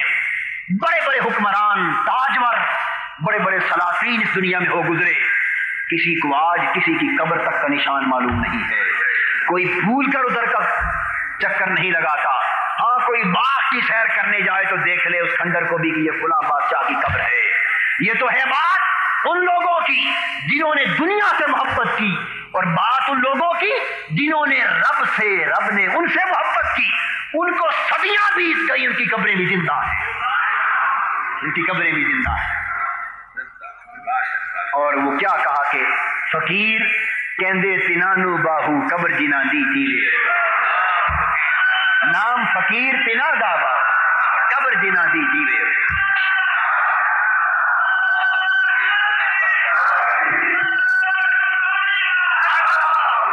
کچھ لوگ حضرت شیخ حماد دباس رحمۃ اللہ تعالی علیہ کی خدمت میں آئے بغداد میں. بغداد شریف کی وہ مجلس ہیں، اکابر اولیاء اللہ میں سے شیخ حماد دباس تھے. ان اکابر اولیاء میں سے جن کی صحبت میں جوانی کے زمانے میں خود سیدنا غوث الاعظم جا کر بیٹھتے تھے رضی اللہ تعالیٰ. جوانی میں خود ان کی صحبتوں میں بیٹھنے والے تھے سیدنا غوث الاعظم رضی اللہ. کچھ لوگ آئے حضرت شیخ حماد دباس کے پاس اور آ کے عرض کرنے لگے حضرت یہ عجیب معاملہ ہے، یہ جیلان کا جوان 20-25 سال کا جوان کل چند سال گزرے جیلان سے آیا بغداد میں، اتنے اکابر اولیاء صلحاء کے مرکز. اب جدھر جاؤ عبد القادر ہی کی بات ہے، جدھر جاؤ عبد القادر کی بات. تو سب کی ولایتوں کے سورج ڈوب گئے، اب ہر طرف اسی کا چرچا، اسی کا شورا. یہ ماجرا کیا ہے کچھ بتائیے. حضرت شیخ حماد دباس رحمۃ اللہ علیہ نے ان کی بات سنی اور مراقبہ کیا، آنکھیں بند کی، مراقبہ کیا، آنکھ کھولی اور فرمانے لگے چپ کر کے چلے جاؤ. میں نے دیکھا ہے اللہ کی عزت کی قسم، عبد القادر کی مقبولیت اور مقربیت کے چرچے جتنے زمین پر ہیں اس سے کہیں بڑھ کے آسمانوں پر، کہیں بڑھ کے آسمانوں پر ہے. تو جب آسمانوں پر اسی کی دھوم ہے تو زمین پر کیوں نہ ہو. اللہ پاک سے بھئی جیسا معاملہ کر لو وہ ایسا ہی معاملہ کر دیتا. یہ سودا تمہارے ہاتھ میں ہے، یہ سودا اپنے ہاتھ میں. اور تو جھکا جب غیر کے آگے نہ تن تیرا نہ من. پانی پانی مگر ہم کیوں محروم ہیں ان کیفیتوں سے کہ ہم تو اور ڈگر پہ جا رہے ہیں. پانی پانی کر گئی مجھ کو کلندر کی یہ بات, تو جھکا جب غیر کے آگے نہ تن تیرا نہ من. جب ہم تن بھی بیچ چکے ہوں اور من بھی بیچ چکے ہوں تو جب ہم نے معاملہ ایسا کیا ہو تو وہ معاملہ ایسا ہی کرے گا نا. تو ہمارے معاملے چونکہ بگڑ گئے اس لیے اس کے دوسرے معاملے کی بات سمجھ میں نہیں آتی, اور اگر اس سے اچھا معاملہ کر لو تو اس سے اچھا معاملہ کرنے والا ہے ہی کوئی نہیں. سودا تمہارے اپنے ہاتھ میں. اور یہ جو محفل شب بیداری کی شروع ہوئی ہے اس کا مقصد یہ ہے کہ اس سودے کی سمجھ آ جائے. حدیث قدسی ایک اور مقام پر حضور علیہ السلام نے فرمایا اللہ تبارک و تعالیٰ خود بندے کو پکارتا ہے, خود بندے کو پکارتا ہے. حضور علیہ السلام نے فرمایا ینزل ربنا کل لیلۃ الی سماء الدنیا فیقول هل من مستغفر هل من تائب هل من سائل هل من داع فینفجر الفجر. اللہ پاک جب پچھلی رات ہوتی ہے, آخری تہائی رات جب رہ جاتی, اللہ پاک آسمان دنیا پہ نزول فرماتا, آسمان دنیا پر اتر آتا.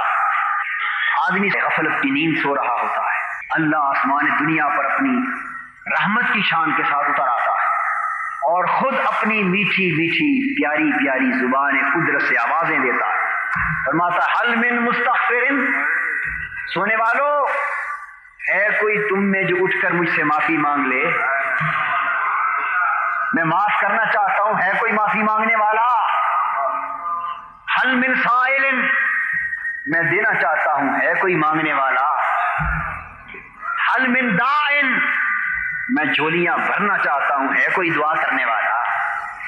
حل من تائب, میں قبول کرنا چاہتا ہوں, ہے کوئی توبہ کرنے والا.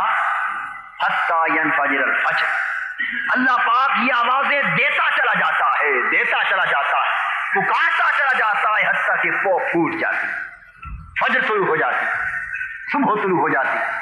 ارے اس کے معاملے تو ایسے ہیں کہ وہ پکار پکار کے اٹھاتا ہے, وہ پکار پکار کے اٹھاتا ہے کہ کوئی ہو جو اسے بلا لے, کوئی ہو جو اسے منا لے, کوئی ہو جو اس سے مانگ لے, کوئی ہو جو اس سے دل کا علاقہ جوڑ لے, کوئی ہو جو اس کے لیے تڑپے. پہلے انبیاء کی کتابوں میں اللہ پاک نے یہ وحی اتاری اور کئی انبیاء علیہ السلام کو یہ فرمایا کہ میرے بندوں کو بتا دے, اور سیدنا داؤد علیہ السلام کو بھی فرمایا کہ میرے بندوں کو یہ بتا دے, اعلان کر دے کہ جو لوگ دن میں میری محبت کا دعویٰ کرتے ہیں اور رات غفلت کی نیند سوئے رہتے ہیں, تو میں پچھلی رات آسمان دنیا پہ اتر کے ان سے پوچھتا ہوں کہ کیا محبت کرنے والے ایسے ہی ہوتے ہیں, کیا محبت کرنے والے ایسے ہوتے ہیں. محبت کا دعویٰ کرنے والوں, محب ہو کر سو رہے ہو, محبوب جاگ رہا ہے, محبوب جاگ رہا ہے, خود بلا رہا ہے. اٹھ کے تنہائی کی گھڑیوں میں کچھ لمحے میری ساتھ بات کر لو, کچھ لمحے میرے ساتھ بات کر لو. رب کریم اس طرح پکار کے اپنے بندوں کو, ندا دے کے اپنے بندوں کو اپنی طرف متوجہ کرتے اور علاقہ قائم کرنے کی تلقین کرتے. اور جو بندے دور دور سے چل کر اس حکم الہی کی تعمیل میں ان شب بیداریوں کی مجلسوں میں آئیں گے, آپ اندازہ کر لیں کہ ان کی قبولیت کا عالم کیا ہوگا. اللہ پاک اس سے انشاءاللہ بڑی برکتیں عطا فرمائیں, روز بروز اس سے احوال بدلیں گے. دوستو, اگر یہ کوشش منہاج القرآن کے رفقا کی, وابستگان کی, اور آپ پوری حضور علیہ السلام کی محبوب امت کی یہ اجتماعی کوششیں جاری رہیں تو وہ وقت انشاءاللہ دور نہیں جب حالات جو بیت چکے ہیں پھر پلٹ آئیں گے. بیتے دنوں کی یادیں پھر تازہ ہوں گی, راتوں کی خلوتوں کی کیفیتیں پھر لوٹ آئیں گی انشاءاللہ. پھر خون کو گرمی نصیب ہوگی, پھر دلوں کو ولولہ نصیب ہوگا, پھر روحوں کو تڑپ نصیب ہوگی, پھر سینوں میں عشق الہی کی آگ بڑھے گی, اور آگ معمولی نہیں انشاءاللہ بڑھتی بڑھتی بامبڑ بن جائے گا, بامبڑ بن جائے گا.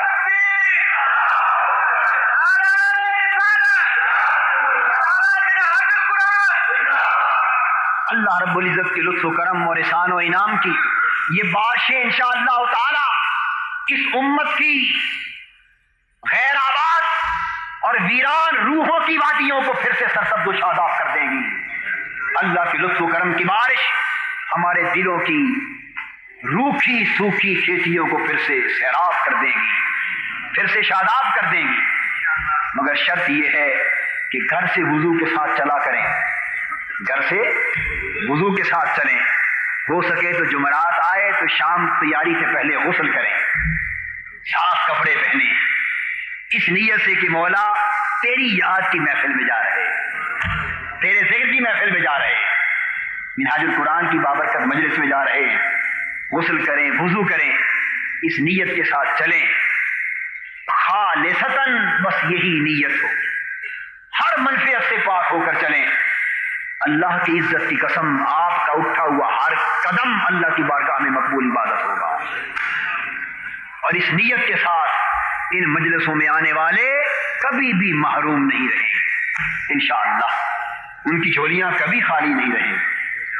آقا دو جہاں صلی اللہ علیہ وسلم کی نگاہ رحمت اٹھی ہوئی ہے، وہ تو پہلے ہی منتظر تھی، وہ تو پہلے ہی ندا دے رہی تھی کہ ہم تو مائل بکرم ہیں، کوئی سائل ہی نہیں، راہ دکھلائیں کسے رہرو منزل ہی نہیں۔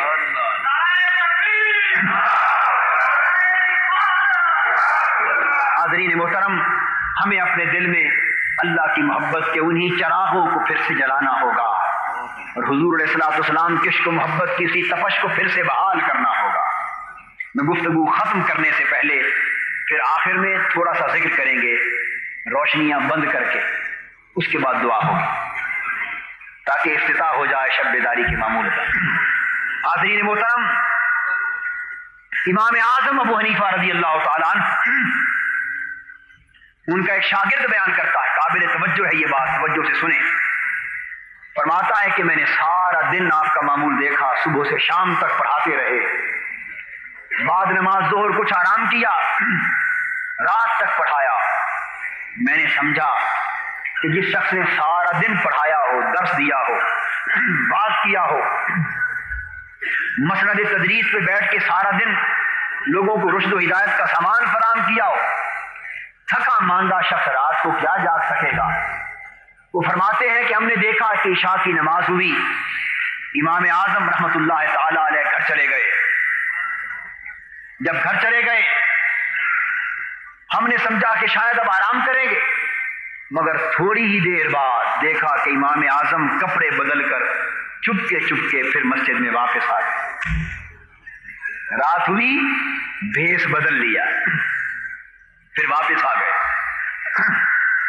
مسجد سے نمازی جا چکے تھے، اس شخص کا ایک دیا، مٹی کا دیا جل رہا تھا، ایک کونے میں آ کے امام اعظم کھڑے ہو گئے۔ وہ شخص دور ہو کر دیکھتا رہا۔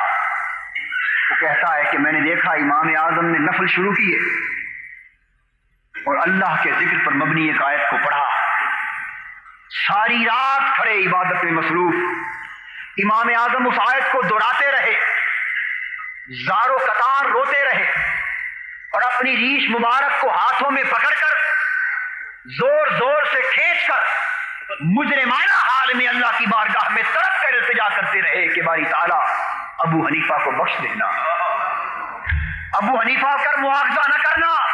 ساری رات کس طرح مجرم اپنی داڑھی کو پکڑ کر گلے میں پٹا ڈال کر کھینچتا ہے، اس طرح کھینچ کر ساری رات روتے رہے حتیٰ کہ اذان فجر ہو گئی۔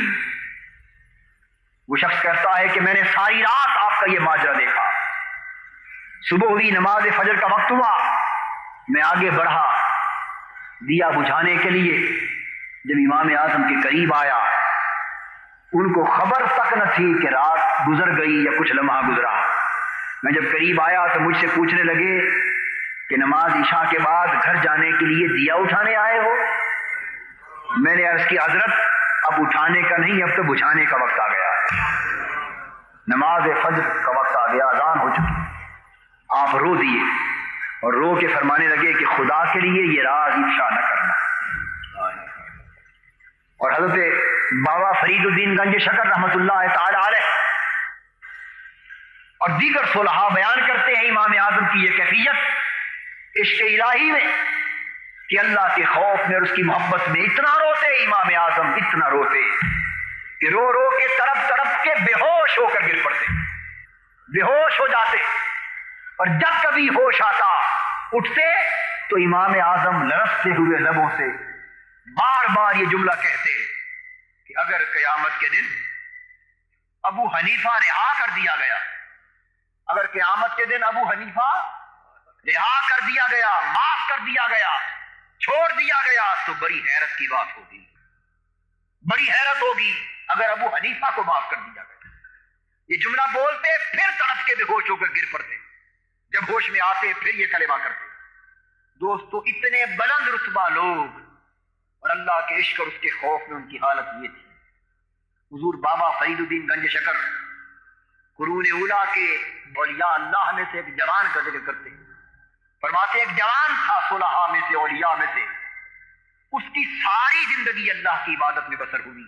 اس کا معمول یہ تھا کہ رات کو کمرے میں چلا جاتا اور ایک رسی چھت سے لٹکا کے اپنے گلے میں ڈال لیتا اور مجرمانہ حال اپنا کر کے ساری رات اس رسی کو گلے میں لٹکا کے اللہ کی بارگاہ میں کھڑے ہو کے روتا رہتا، عبادت کرتا۔ دن کو گلیوں میں چلتا تو آنکھیں برستی، مجلسوں میں بیٹھتا تو دیوانہ وارث کے الہی میں روتا۔ اس کی ساری زندگی اس طرح کثرت گریہ و زاری میں بیت گئی۔ جب مرض الموت آئی اور اس جوان کی آخری لمحہ موت کا وقت قریب آیا، اس نے اپنی والدہ ماجدہ سے التجا کی، عرض کی امی جان میری 3 وصیتیں ہیں، درخواست کرتا ہوں کہ ان پہ عمل کرنا۔ والدہ نے فرمایا بیٹے بتاؤ۔ عرض کی امی جان جب میری موت واقع ہو تو رسا میرے گلے میں ڈال لینا، میرے گلے میں ڈال کر میری میت کو گھر کے چاروں طرف گھسیٹنا، لوگوں کے سامنے گھسیٹنا، اور گھسیٹ گھسیٹ کر ساتھ کہنا کہ یہ مجرم تھا، اللہ کی یاد سے غافل تھا، اللہ کو بھولا ہوا تھا۔ ایسے غافلوں کا انجام یہی ہوتا ہے۔ ایسا ڈال کے میری میت کو گھسیٹنا اور یہ کہنا۔ ارے جن لوگوں کی زندگی اس طرح یاد الہی میں بسر ہوئی ہو، جن کی راتیں اس طرح عشق الہی میں رو رو کر بسر ہوئی ہوں، جن کی زندگیوں کا ایک ایک لمحہ خدا کی اطاعت میں بسر ہوا ہو، ان کا عالم یہ تھا۔ ہم ظالم، ہم غافل کتنی غفلتوں کے گڑھوں میں گرے ہوئے ہیں، ہمیں اللہ کی یاد کا کیا حال ہے، کتنا احساس۔ فرمایا پہلی وصیت یہ، دوسری یہ کہ جب میری موت واقع ہو جائے تو عرض کیا کہ والدہ ماجدہ سے کہ میرا جنازہ رات کے اندھیرے میں اٹھانا، کہیں لوگ دن کو میرا جنازہ اٹھتا دیکھ کر میرے گناہوں کو یاد نہ کر بیٹھے اور میری میت کو شرمساری نہ۔ اور تیسری یہ کہ مجھے جب دفن کر چکے اور سب لوگ واپس آ جائیں تو آپ بعد میں تنہا میری قبر پہ کھڑی رہنا، اس لیے کہ جب مجھ پر عذاب ہونا شروع ہوگا تو میرے پاس عذاب سے بچاؤ کے لیے کوئی عمل نہ ہوگا، شاید ماں کے قدم کی برکت سے بخشا جاؤ، ماں کے قدم کی برکت سے بخشا جاؤ۔ یہ 3 وصیتیں کر دی۔ جب اس جوان ولی اللہ کی موت کا وقت آیا، انتقال ہوا، تو والدہ نے حسب وصیت اپنے جوان بیٹے کے گلے میں رسا ڈالا اور رسا ڈال کے چاہتی تھی کہ گھسیٹوں، ابھی ہاتھ رسے اور اس کے گلے کی طرف بڑھے کہ رب ذوالجلال کی بارگاہ سے آواز آئی، اے خاتون ہٹ جا، یہ ہمارا عاشق تھا، اس کی روح ہماری بارگاہ میں پہنچ گئی۔ عاشقوں کے ساتھ ایسا معاملہ نہیں کیا جاتا۔ وہی زندگی ہے جو اللہ کی یاد میں بسر ہو جائے، جس میں اللہ کی بندگی کا نشہ آ جائے، جس میں اللہ کی محبت کی چاشنی آ جائے، جس میں آنکھیں اللہ کے عشق اور درد اور محبت میں روئے، جس میں دل اپنے مولا کے لیے تڑپے۔ راتیں وہی راتیں ہیں جن میں اللہ کے عشق اور اللہ کی یاد میں بانگڑ مچے، آگ مچے، انسان اپنے پہلو میں تڑپنے والا دل رکھے۔ جب تک ہمارے اندر اس حال کو پھر سے بحال ہم نہیں کر لیتے، یہ کیفیتیں بدل کر ہمارے تن بدن میں ایک اضطراب پیدا نہیں کر دیتی اور یہ حوال پھر پلٹ کر ہماری زندگیوں میں نہیں آ جاتے، اس وقت تک ہماری زندگی کا تاریخ مقدر سنور نہیں سکتا۔ ہماری شب تاریخ قسمت کی پھر منور نہیں ہو سکتی۔ آؤ منہاج القرآن کے اس لشکر میں شریک ہو کر، آقائے دو جہاں کے غلاموں میں شریک ہو کر، اس کے سپاہی بن کر بس اللہ کے عشق و محبت اور حضور کے عشق و محبت کا اعلیٰ بڑھا دیں، حضور کے عشق و محبت اور خدا کے عشق و محبت کی آگ بڑھا دیں، چنگاریاں جلا دیں، دل تڑپنے لگے، آنکھیں بھیگنے لگے، پلکیں برسنے لگے، اللہ کی یاد کے چراغ سینوں میں پھر جل جائیں، حضور کے عشق کے چراغ پھر جل جائیں، تاکہ شرق سے غرب تک اس امت کے دلوں میں، تن میں، بدن میں، من میں ہر طرف اللہ اور اس کے رسول کی یاد پھر سے قائم ہو جائے۔ اگر ہم اس کام کرنے کی طرف بڑھ گئے تو انشاءاللہ ہماری تقدیر پھر سے لکھی جائے گی، امت مسلمہ کی ذلت پھر سے عزت میں بدل جائے گی، ہمیں پھر سے تمکنت نصیب ہوگی، عظمت نصیب ہوگی۔ اللہ تبارک و تعالی ہمارے حال پہ لطف و کرم فرمائے اور شب بیداریوں کی ان مجلسوں کو، ان محفلوں کو قائم رکھے۔ وما علینا الا البلاغ۔